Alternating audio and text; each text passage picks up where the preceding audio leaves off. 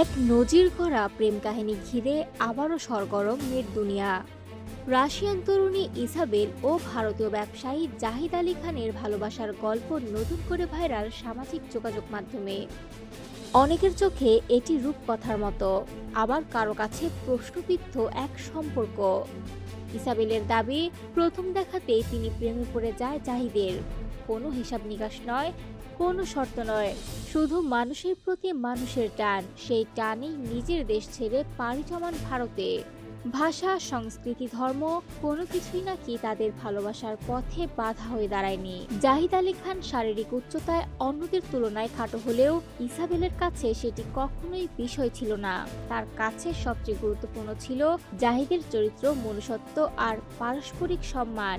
বাহ্যিককরণের বাইরে গিয়েই তিনি মানুষটিকে চিনেছেন, এমনটাই বলছেন ইসাবেল। তবে এই প্রেম কাহিনী ঘিরে সমালোচনাও কম নয়। সামাজিক মাধ্যমে অনেকেই বিশ্বাস করতে নারাজ প্রথম দেখায় প্রেমের গল্প। প্রশ্ন উঠছে, নেপথ্যে কি রয়েছে? জাহিদের বিপুল সম্পদের প্রভাব।